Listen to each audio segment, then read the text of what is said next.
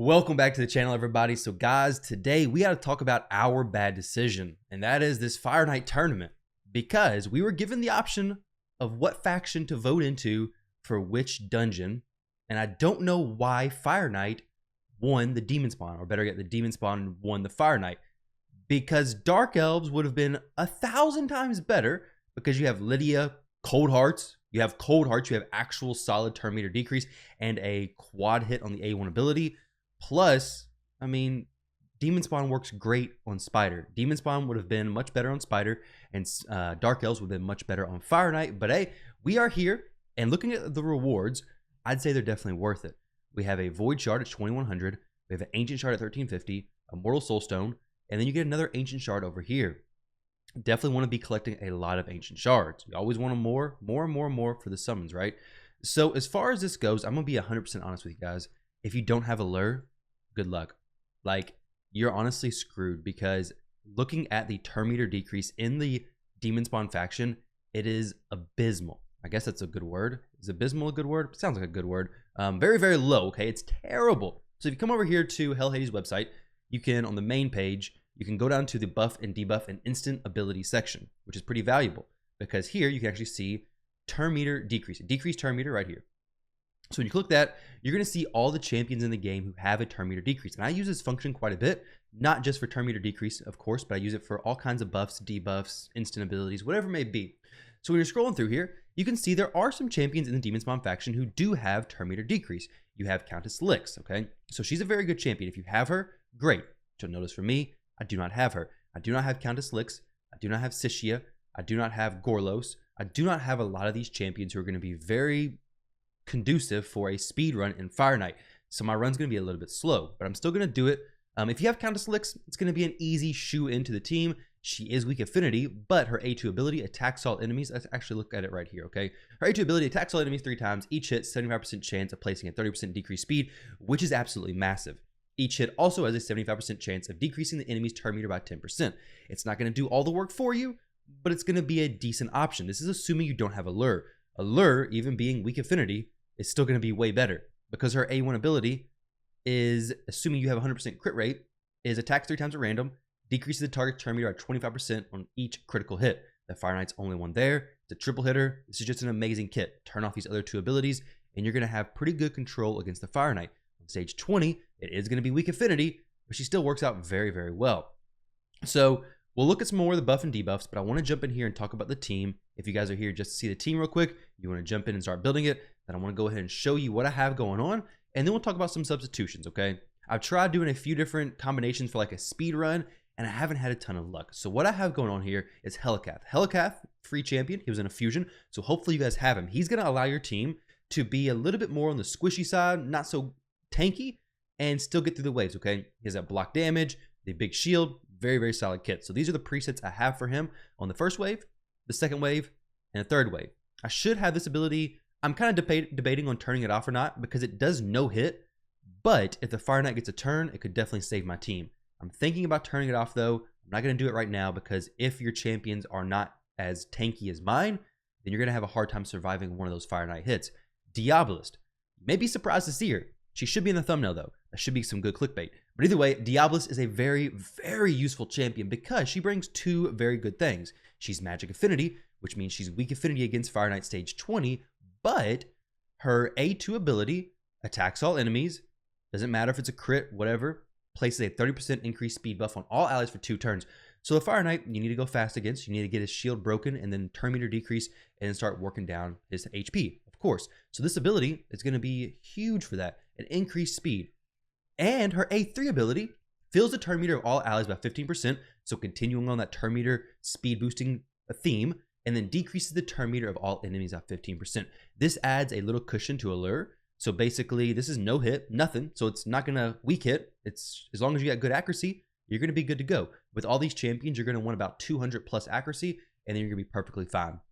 I'll show you the gear I have on each one of these champions after the run as well. Right now, it's just the stats and the presets. So as long as Diabolist, as far as she goes, her A2 ability, we're turning that off on the wave 2, because I don't want her to waste that and not have it ready for wave 3. Now, as far as Magnar, I have him opening with this A2, and then using the A3. He, for some reason, doesn't continue to use the A2 or doesn't use his abilities in the correct order if you don't preset it. So go ahead and preset it. And then on the actual Fireknight, do whatever. Ideally, he'll just keep using the A1 ability until he lands that decreased defense. As far as the gearing goes, I have him in lethal / savage, whichever one works best for you.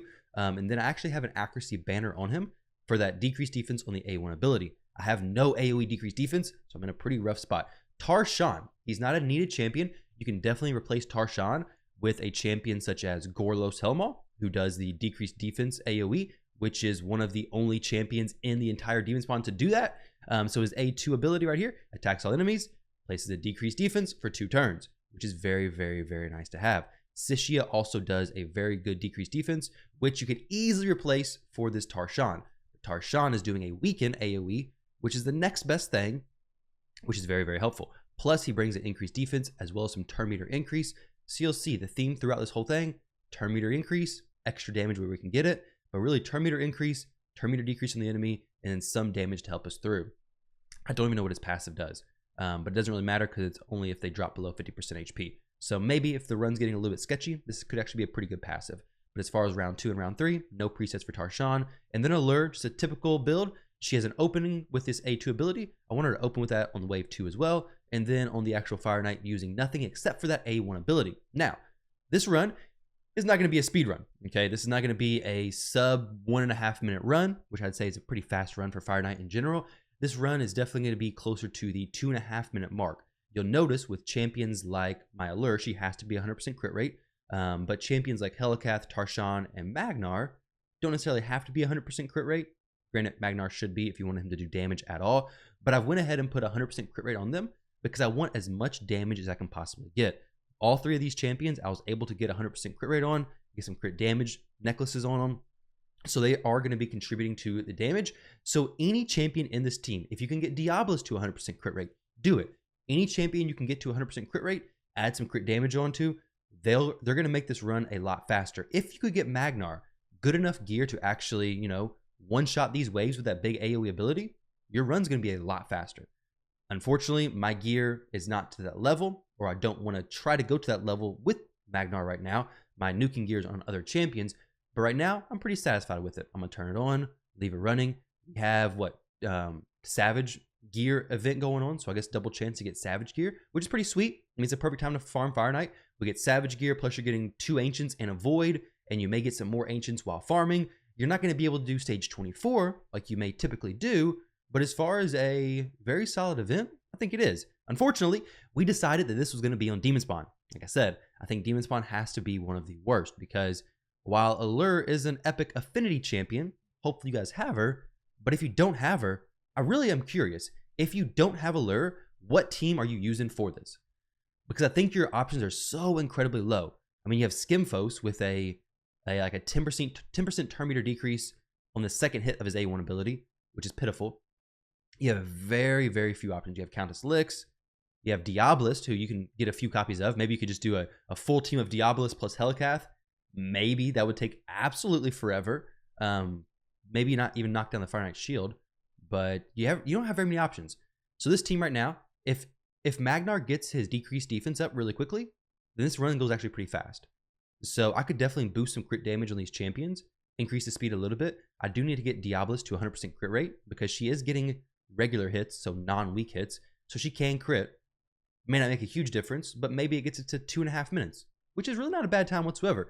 Earlier I did it when Tarshan didn't have 100% crit rate, and the run was like 3.5 minutes. So it's not like I said, not a speed run, but if it's something you want to leave on, walk away from your PC, come back after lunch or whatever, you should be doing pretty good with the event. So we'll go ahead and sell this a piece of gear, which is probably going to be the theme through a lot of this. But if we pick up a good piece of Savage gear and we pick up a Void Shard, some Ancient Shards, I'd say it's well worth it. So we have a 2x Savage event going on, which I'd say is probably one of the best sets from Fireknight, the ones you're probably looking for. So as far as the actual gear goes on these champions, we have Helikath at 284 speed. This is not needed, but this is the speed that I use for the Iron Twins.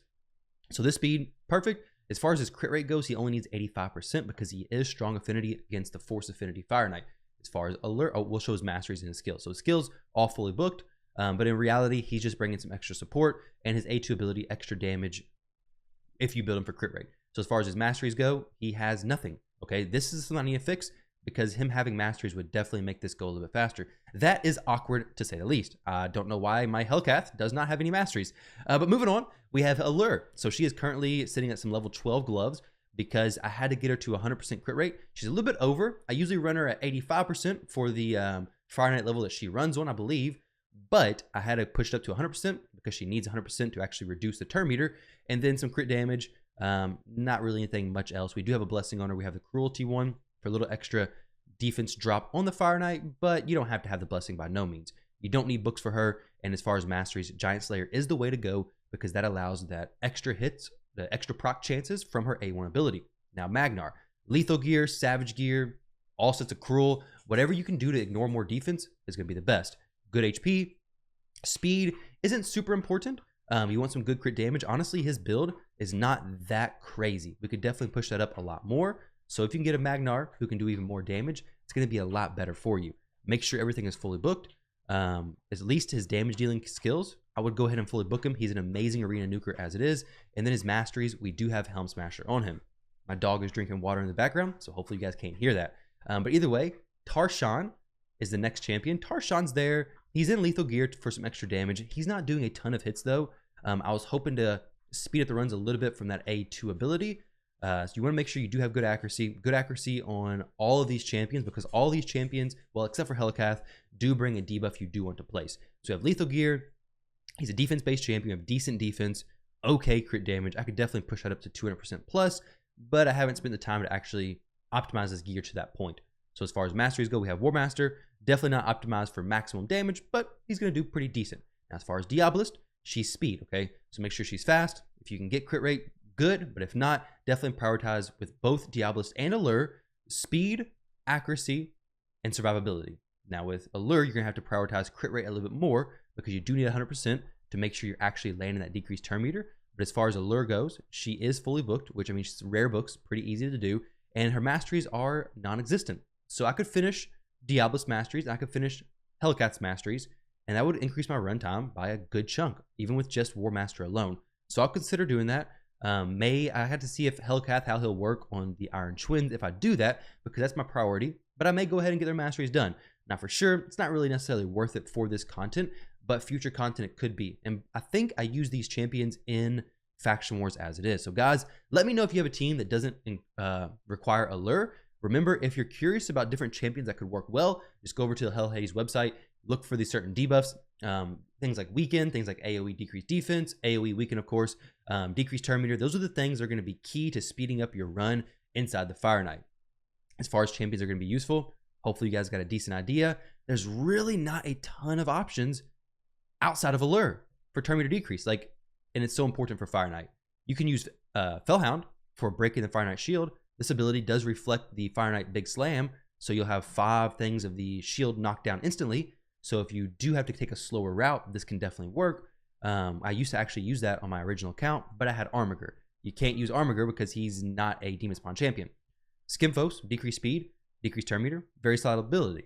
But I feel like that alone is not going to get you through actually the Fireknight. So guys, let me know. I want to know what teams you're using, if you're using anything different. With that said, thank you all very much for watching. I guess this guy would actually work as well for reflect damage on the Fireknight shield. But still, we're looking for that turn meter decrease. I feel like the breaking the shield isn't as big of an issue as a turn meter decrease is. So guys, best of luck. Get your rewards, get your Void Shard, get your Ancient Shard. Maybe pick up some other stuff along the way. Maybe you get something good from your Mortal Soul, right? With that said, thank you all for watching, and I'll catch you all in the next video.